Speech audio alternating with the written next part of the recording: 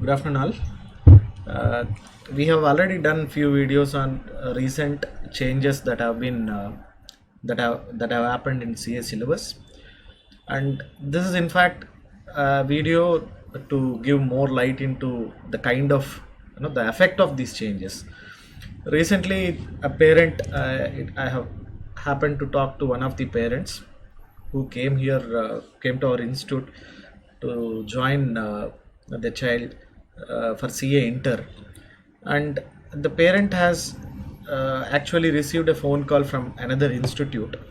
So he's asking me whether, sir, the so-called institute is saying that the CA Inter syllabus, CA entire course as a whole has undergone a lot of changes in the recent times, and they have said that only those who have very good experience in running CA coaching institute can only deal with these kind of changes.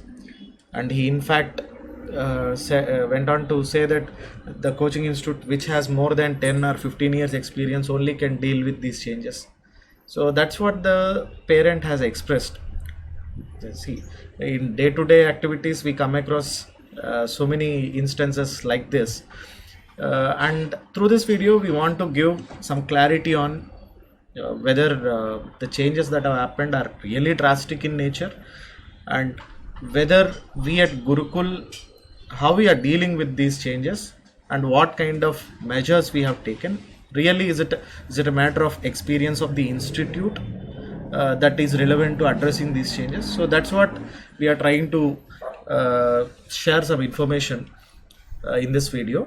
The first and foremost question is, are the changes that have happened in the recent times, are these changes have taken place for the first time? Is it the first time that CA course have undergone any of the changes? No. The answer is blunt no, because CA course, after its introduction since 1950s, it has undergone changes at many instances. The entire CA course has been changed, the syllabus has been changed, new topics got introduced, existing topics got removed, some topics got shifted to different levels at in CA. So this is a continuous process. This happens every while, every now and then. The important thing is, in these professional courses, the course will adapt to the practical needs. Whatever the economy needs, whatever the industry needs, that is what the course tries to imbibe into itself. So we get to have latest technologies, latest topics that have been introduced in the syllabus. So this is a continuous process. This happens every now and then. There is no question about it. And in fact, it is a good thing to have these kind of changes every now and then. They're bound to happen. I'm glad that these changes are happening, and somebody in the institute is taking care of all these requirements of the industry, all these requirements of the economy, and trying to build a course which can cater to those needs. So in fact, this is a very positive sign. Second thing, this is not the first time it has happened. As I said, it happened several number of times. As far as I remember, since we started teaching some 12 years back, since 2012 we are into teaching, all our faculty members, faculty team, and as far as I remember, the course have undergone almost changes 3 times. So when we started teaching, there was PCC, present as CA Inter, it was called as PCC then it became IPCC, then it became CA Inter. So every time the change has happened, there are some other topics that have been removed, added into the syllabus. So this is not the first time the changes are happening.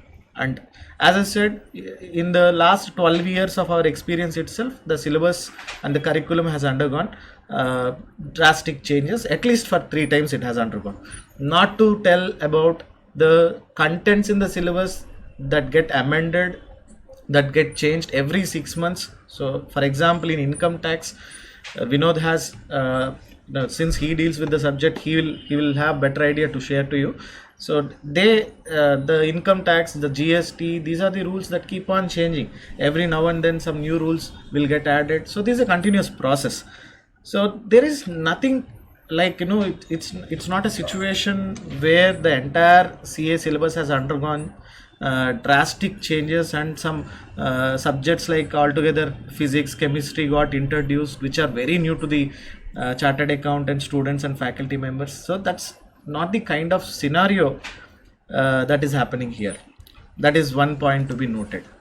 And second thing, if we have to talk about the extent of the changes that have happened in these subjects, maybe Vinod will give you a better idea about it. So what kind of changes, what extent of changes have happened in all these subjects across CA Inter? Okay, ఇక్కడ మనం extent of changes మన గురించి think చేయాలనుకుంటే first thing ఏంటంటే all together new subjects ఏం introduce చేయట్లేదు అనేది మనం ఫస్ట్ క్లియర్గా ఉండాలి. అవును. సో సిఏలో ఎప్పుడు డీల్ చేయని కోర్సులు, సబ్జెక్ట్స్ ఏమన్నా ఇప్పుడు న్యూగా యాడ్ చేశారా? న్యూగా ఏమన్నా మనకి ఆర్టిఫిషియల్ ఇంటెలిజెన్స్ గురించి ఏమన్నా యాడ్ చేశారా? లేదు. ఆర్ ఫిజిక్స్, కెమిస్ట్రీ గురించి మనకి ఏమన్నా సిఏలు యాడ్ చేశారా? అసలు లేదు. సో అలాంటి ఎక్స్పీరియన్స్ ఉన్న వాళ్ళే డీల్ చేయాలని ఏం లేదు కదా. లేదు. సో లేకపోతే ఏమన్నా కంపెనీస్ యాక్ట్ ఏమన్నా కొత్తగా ఇంట్రడ్యూస్ చేశారా? ఏమన్నా లేదు. ఒక 10 provisions 2013 Companies Act. Glad that they haven't introduced the entire 2013 Companies Act in CA Inter level. What they have done earlier, 1 to 148 sections have been continued, and some 10 sections relating to foreign companies have got added. That's the only change that has happened with respect to Companies Act. And they have moved Indian Contract Act, Negotiable Instrument Act to foundation levels, and they introduced Foreign Exchange Management Act in CA Inter level. These are the only changes that have happened. So if we have to talk in mathematical terms, numbers, so I would say the entire CA Inter law subject has undergone some 10% of the change, not beyond that. Then coming to income tax. So ఇప్పుడు every year budget వచ్చినప్పుడు మన changes వస్తుంటాయి. Finance act 2022 now for May 2024 finance act 2023 applicable. So బేసిక్గా new amendments అని small amendments will come every year. అది continuous process సిఏలో. కానీ ఎప్పుడు new change అంటే ఎంటైర్ ఇన్కమ్ ట్యాక్స్ ఏమైనా రిమూవ్ చేసి డైరెక్ట్ ట్యాక్స్ కూడా ఏమైనా తీసుకుని వస్తే that is a new change. And even మనకు దాన్ని కూడా హ్యాండిల్ చేసిన ఎక్స్పీరియన్స్ ఉంది. బికాస్ 2017 ముందు central excise, VAT, CST and ఇవన్నీ ఉండే. ఆల్ టుగెదర్ అవన్నీ రిమూవ్ చేసి from 1st July 2017 onwards GST introduce చేశారు. That is a new subject. దాన్ని మనం డీల్ చేసిన ఎక్స్పీరియన్స్ ఉంది. So coming to new syllabus, old and న్యూకి వస్తే taxation, income tax there is no change. And GST just added 2 chapters like place of supply. So one of the important chapter. Ante just it's a matter of 10% change. Okay. And even costing and financial management point of view మీరు observe చేసిన there is no changes in costing and financial management. Yeah. And economics for finance అనే subject అనేది foundation remove చేశారు. And information technology గురించి కంప్లీట్గా remove చేశారు 50 marks. So and accounts 2 subjects ఉన్నాయి. 2 papers ని ఆల్ టుగెదర్ 1 పేపర్గా కంబైన్ చేశారు. అండ్ 20% అడిషన్, స్మాల్ అడిషన్స్ అనేది ఉన్నాయి. అండ్ చాలా డిలీషన్స్ చాలా ఎక్కువ ఉన్నాయి. యాక్చువల్గా అకౌంట్స్ లో చాలా డిలీషన్స్ ఉన్నాయి. సో వీటిని అన్నిటి కన్సిడరేషన్ తీసుకుంటే ఆడిట్ పాయింట్ ఆఫ్ వ్యూలో కూడా ఆడిట్ సబ్జెక్ట్ నేమ్ చేంజ్ అయింది. యాక్చువల్లీ ఎథిక్స్ అనే వర్డ్ యూజ్ చేశారు సబ్జెక్ట్ నేమ్లో. బట్ హవెవర్ ఫైనల్ లెవెల్లో ఉండే ప్రొఫెషనల్ ఎథిక్స్ ఇవన్నీ కూడా CA ఇంటర్లోకి ఏం మూవ్ చేయలేదు. In fact, the entire syllabus is same. Only some few topics like audit of trust is introduced in special audits. So except the small changes, which I would say around 4 to 5% of change in entire auditing syllabus, not more than that. So overall ga chuste kuda changes అన్ని on positive side to the student జరిగినట్టు. అంటే చాలా వరకు content remove చేశారు. కొత్తగా add చేసిన subjects అయితే అసలు ఏం లేవు. కొత్తగా యాడ్ చేసిన టాపిక్స్ కూడా మనం ఫింగర్స్ పైన కౌంట్ చేయొచ్చు. Very few topics that got added. అంటే ఓవరాల్గా సిలబస్ పాయింట్ ఆఫ్ వ్యూలో చూస్తే ఒక స్టూడెంట్కి బర్డెన్ చాలా వరకు తగ్గినట్టు. This is in fact few topics న్యూగా యాడ్ చేసిన టాపిక్స్ కూడా అవి ఆల్ టుగెదర్ సిఏలో లేనివి కాదు. మేబీ అది సిఏ ఫైనల్లో ఉండాల్సిన 2 టాపిక్స్ ఇక్కడ యాడ్ చేసి డెఫినెట్లీ యాడ్ చేయాలి. చెప్పలేము, మనకి ఎక్స్పీరియన్స్ లేదు కాబట్టి అవి యాడ్ చేయలేదు. సో అది ఒక క్లారిటీ ఉండాలి మనకి. డెఫినెట్లీ స్టూడెంట్ కి పాజిటివ్ సైడే మనకి అన్ని చేంజెస్ అనేవి జరిగాయి. సో న్యూ సిలబస్ లో ఓన్లీ ఒక 15-20 years ఇలా ఏం కాన్సెప్ట్ ఏం లేదు. సో మేబీ అలా ఏమన్నా ప్రమోట్ చేసుకుంటే that is a different issue. అంటే కొన్ని ఇన్స్టిట్యూట్స్ ఎలా చెప్తున్నాయంటే ఇది ఓన్లీ వాళ్ళకి తెలిసిన సబ్జెక్ట్సే, వాళ్ళు 20 years నుంచి డీల్ చేస్తున్న సబ్జెక్ట్స్ అన్నట్టుగా చెప్తున్నాయి. But however that is wrong way of we can say propaganda లాగా అది వాళ్ళు చెప్పడం జరుగుతుంది.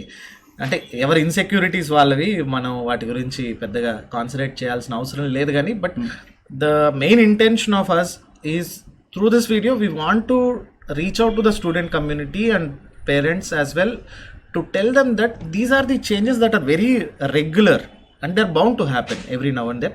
సో దీనికి పెద్దగా ప్యానిక్ అవ్వాల్సిన సిచ్యువేషన్ కానీ ఒక కైండ్ ఆఫ్ భయం క్రియేట్ చేయటం కానీ అలాంటివి ఏం అవసరం లేదండి.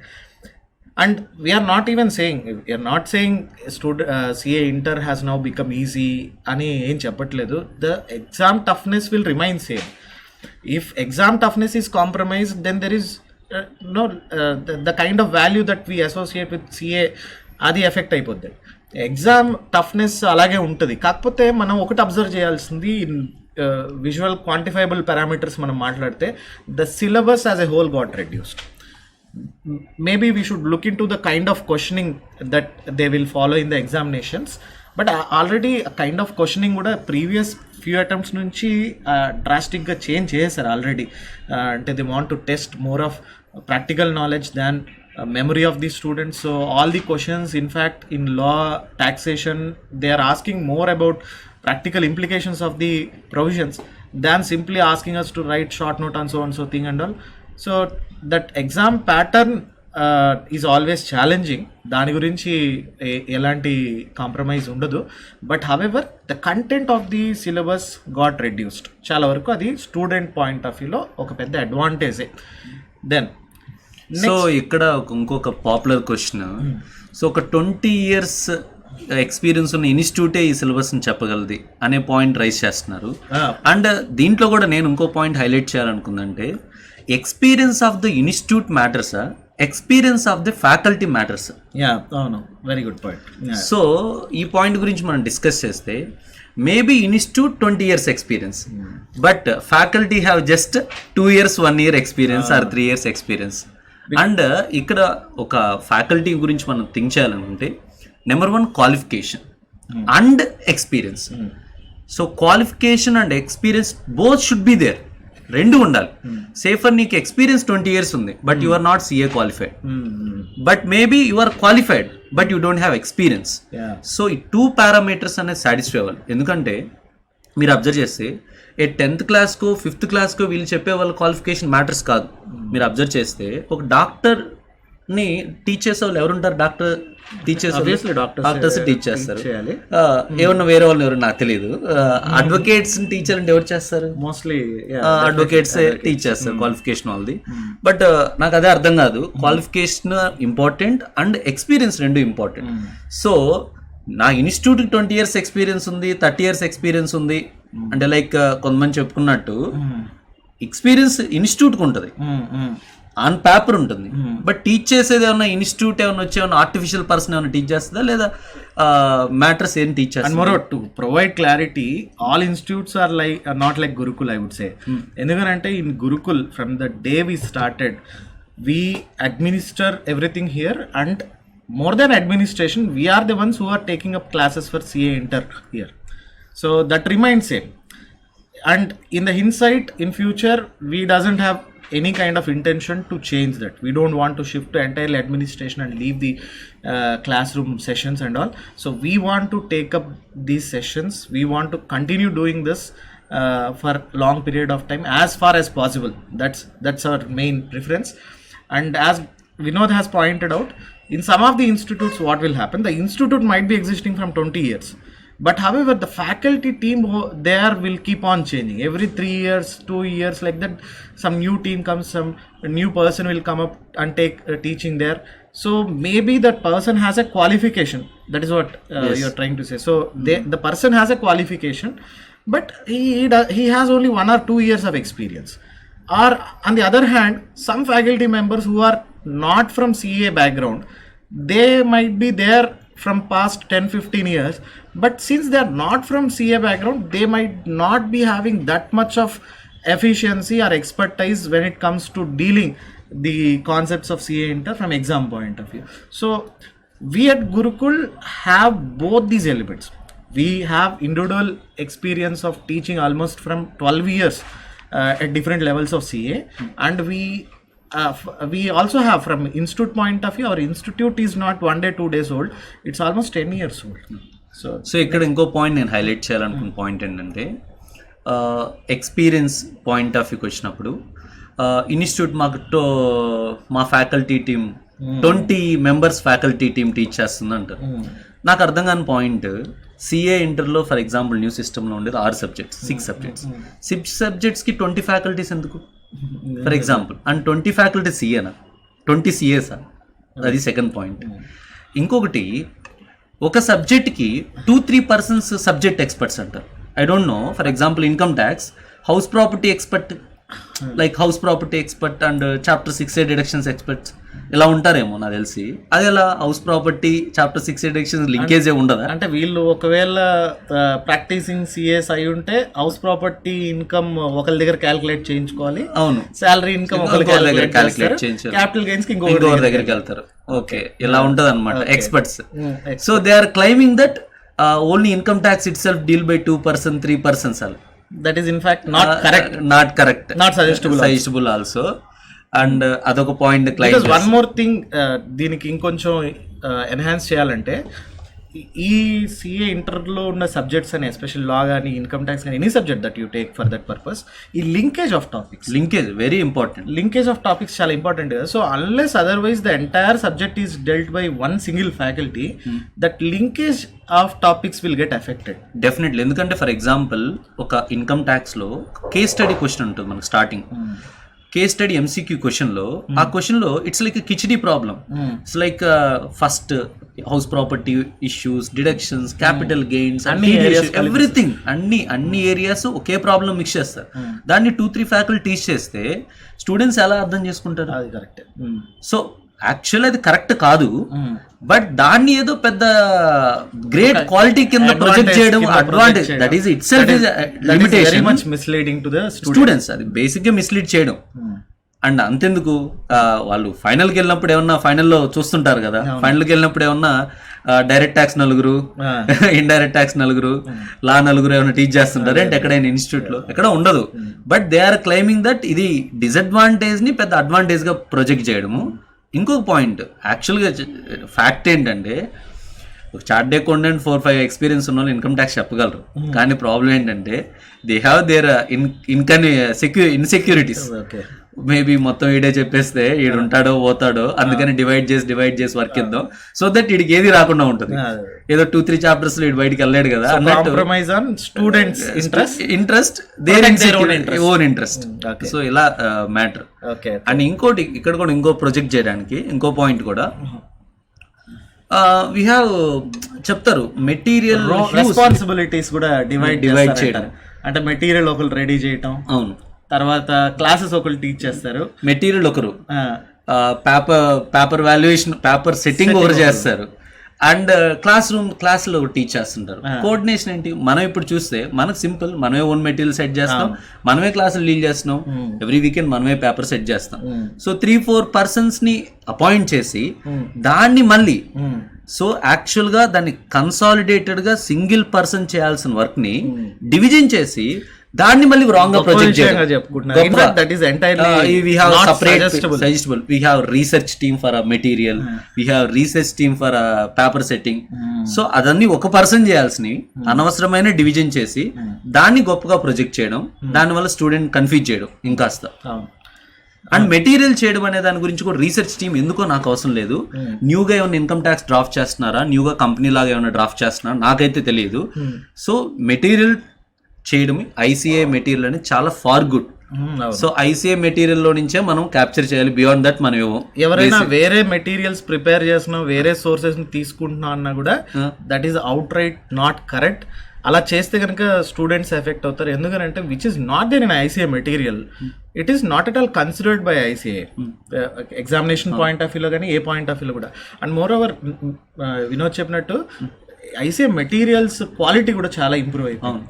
The way they are giving summary after the completion of every chapter, and flowcharts being introduced everywhere. See, the only thing most of the so-called people who claim that they are designing materials, doing lot of research, that research might be only with respect to, you know, maybe changing some sentence framing, and second thing is font change,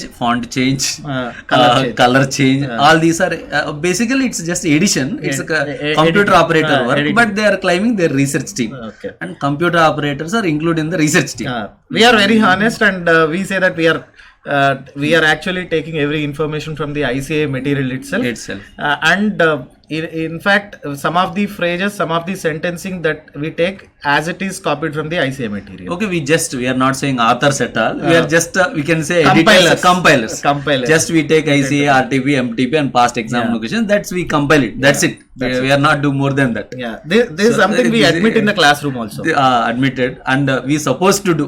Unfortunately, back side of the book author రాస్తాము ఏదో formality కోసం. Reality ICA book మనం follow అవుతున్నాం as it is. Yeah. So then one more thing is it necessary, is it necessary to have division of responsibilities, like somebody should be there to set up, design the question paper, somebody should be there to design the materials, somebody should take up the classes separately. So is this division suggestible or not suggestible? So not at all suggestible, because topics ఏం అడుగుతున్నారు exam point of వ్యూలో అవన్నీ ఎవరికి తెలుస్తాయి? Concern lecturer, టీచర్కి తెలుస్తాయి. And material అనేది it's like a script. ఒక మూవీ తీయడానికి ఏది నెసెసిటీ అంటే స్క్రిప్ట్ బాగుంటే మూవీ ఉంటుంది. Script is a material. So script ఒకరు రాసి మూవీ షూటింగ్ ఒకరు చేస్తుంటే అది ఎలా ఉంటుంది? సో ఇది కూడా అలాగే ఉంటుంది. చాలా వరకు బయట అలా జరగచ్చేమో సినిమాల్లో, అది కూడా కొంతవరకు. బట్ హవెవర్ మనకి మెటీరియల్ మనం చెప్పేటప్పుడు మనం డిజైన్ చేసిన ఫ్యాకల్టీ డిజైన్ చేసిన మెటీరియల్ అయితే ఆ కన్వీనియన్స్ అనేది స్టూడెంట్స్ కి. సో ఆ ఆర్డర్ ఆఫ్ టీచింగ్ కూడా అలాగే ఉంటుంది. అవును. సో చాలా మంది ఏం చేస్తున్నారు, వీళ్ళు పేపర్ సెట్ చేసే వేరే వాళ్ళు ఉంటారు, మెటీరియల్ ప్రిపేర్ చేసే వాళ్ళు వేరే వాళ్ళు ఉండి, and as well as teach చేసే వాళ్ళు వేరే వాళ్ళు ఉంటే దానికి వీళ్ళు సూట్ అవ్వక మళ్ళీ ఏదో క్లాస్ లో వీళ్ళు ఓన్ వే ఆఫ్ లో చెప్తా ఉండడం, దానికి ఓన్ వేగా నోట్స్ రాయించడం, ఇదన్నీ జరుగుతూ ఉంటాయి యాక్చువల్ గా. Okay, then one more thing ఏంటంటే there is some lot of exaggeration being done academic program. Yeah, so academic program అనేది చాలా అంటే so called big institutes and వాళ్ళు ఏమంటారంటే మా అకాడమిక్ ప్రోగ్రామ్ చాలా గొప్పది, academic program that is why we're successful and all that. What is this academic program? So academic program గురించి నేను వేరే పాయింట్ ఆఫ్ వ్యూలో ఒక నీకు ఎగ్జాంపుల్ చెప్తాను. బేసిక్ ఏంటంటే ఏమి లేనప్పుడే ఏదో ఉందని చెప్పాలి. ఓకే, సో ఒక ప్రోడక్ట్ ని సేల్ చేయాలంటే దాంట్లో ఏమి ఉండదు, కానీ దీంట్లో మ్యాజిక్స్ జరుగుతాయని చెప్పాలి. ఓకే, సో అప్పుడు ఆ ప్రోడక్ట్ సేలబిలిటీ ఉంటుంది. సో అది కూడా అకాడమిక్ ప్రోగ్రామ్ అనేది కూడా same concept. So 9 months coaching ఉన్నప్పుడు 6 months classes, 3 months study hours. అది ప్రాపర్ ఏ కోచింగ్ ఇన్స్టిట్యూట్ ఫాలో అయ్యేదని అదే. కానీ దాన్ని మనం ఎంత ఎఫెక్టివ్ గా చేస్తున్నాము, ఆ కన్సల్ట్ ఫ్యాకల్టీ ఉందా, వాళ్ళు డెడికేటెడ్ గా 6 months క్లాసెస్ డిసిప్లిన్ గా రన్ చేస్తున్నారా morning to evening, and 3 months coaching revision exams conduct చేస్తున్నారా, డిసిప్లిన్ అండ్ క్వాలిఫికేషన్ ఎక్స్పీరియన్స్ వాళ్ళ సక్సెస్ఫుల్ గా ఎన్ని బ్యాచెస్ కంప్లీట్ చేస్తారు, దట్ ఈస్ రిలవెంట్. అంతేగాని ఆల్ టుగెదర్ ఇవన్నీ కాదు relevant. All together academic programme తెస్తారు, దాంట్లో ఏముంటుంది నాకు తెలిసి ఏమన్నా న్యూగా ఏమన్నా ఉంటుందా, ఏమన్నా ఫిజిక్స్ కెమిస్ట్రీ లాగా ఏమన్నా న్యూ రాకెట్ సైన్స్ ఏమన్నా ఉంటుందా అంటే ఏమి ఉండదు. ఎందుకంటే ఒక బాబా దగ్గరికి వెళ్ళడం కూడా అంతే, బాబా ఏదో మ్యాజిక్ చేస్తాడు ఏదో చేస్తా అంటే అలా నమ్ముతారు పబ్లిక్, అంతే కదా, అదేదో ఉందనుకుంటారు. లైక్ ఈ వెయిట్ లాస్ ప్రోగ్రామ్స్ కూడా అదే జరుగుద్ది. ఆ 10 days లో 5 kgs దగ్గర, 10 kgs లో 20 kgs. వెయిట్ లాస్ చేయాలంటే తక్కువ తగ్గాలి లేదా యాక్టివిటీ పెంచాలి. ఇవన్నీ కాకుండా ఈ రెండు మనకొద్దు, తక్కువ తినడము అండ్ ఎక్కువ యాక్టివిటీ చేయడం ఇవన్నీ వద్దు. మనకు ఆల్ టుగెదర్ థర్డ్ కాన్సెప్ట్ ఏదో మ్యాజిక్ కావాలి. ఈ డ్రింక్ తాగండి, ఉదయాన్నే లేసి అవి మిక్స్ చేసి డ్రింక్ తాగితే 5 days లో 20 kgs తగ్గుతారు అంటే నమ్ముతారు. అకాడమిక్ ప్రోగ్రామ్ కూడా అంతే. ఎడ్యుకేషన్లో కూడా సిఏలో కూడా ఏంటంటే డిసిప్లైన్గా చదవడం అంతే. ఓన్లీ సింపుల్ సక్సెస్కి ఎప్పుడైనా చాలా సింపుల్ రూల్సే ఉంటాయి, కానీ ఆ సింపుల్ రూల్స్ని పబ్లిక్ బిలీవ్ చేయదు. పబ్లిక్ బిలీవ్ చేయనప్పుడే ఇలాంటి మ్యాజిక్ వర్డ్స్ కావాలి. అకాడమిక్ ప్రోగ్రామ్ లాంటి మ్యాజిక్ వర్డ్స్ ఉంటే అప్పుడు పబ్లిక్ ని మనం బాగా ఎఫెక్టివ్ గా మేనేజ్ చేయొచ్చు. ఇది కూడా ఒక ప్రాపగండా టర్మే, academic program. So called we have very good academic program. ఇదంతా కూడా సో అదంతా కూడా ఒక ప్రాపగండా టర్మే. దాని నిజానికి అకాడమిక్ ప్రోగ్రామ్ అంటే వినోద్ చెప్పినట్టు పెద్దగా ఫండమెంటల్ రూల్సే సిఏ కానీ ఏ కోర్స్కైనా కూడా. So we need to have good knowledge about the subject. Of course faculty team members ఎఫెక్టివ్గా క్వాలిఫైడ్ అండ్ ఎక్స్పర్టైజ్ పీపుల్ అంటే they can impart that knowledge. That is first stage. So then it needs some practice. So for that sake we have weekend examinations and we have revision exams, we have mock tests. So ఏ institute అయినా follow అయ్యేది అదే, but fancy terms use చేసి if you want to sell the admissions then it's up to them. Then next ఇంకా ఈ ఓవరాల్గా మనం ఈ CA syllabus changes whatever there దాని గురించి మనం వీడియో చేసాం, అది ఓకే. బట్ హవెవర్ ఓవరాల్గా కన్క్లూజన్ ఏంటి? చేంజెస్ అన్నీ కూడా మనం మేనేజ్ చేయలేని లెవెల్ ఆఫ్ చేంజెస్సా? సో డెఫినెట్లీ మేనేజ్ చేయలేని చేంజెస్ అయితే అసలు ఇంపాసిబుల్. సో చేంజెస్ అన్నీ ఇక్కడ తీసుకొచ్చిన చేంజెస్ అన్నీ పాజిటివ్ చేంజెస్. సో అందుకనే ఐసీఏ కూడా నువ్వు అబ్జర్వ్ చేస్తే ఐసీఏ కూడా సో న్యూ సిలబస్కి ఇమీడియట్గా కన్వర్ట్ అవ్వం. ఓల్డ్ సిలబస్ నుంచి న్యూ సిలబస్ కి ప్యారలల్ ఎగ్జామ్స్ లేవు. Every time parallel exams conduct చేసేవాళ్ళు.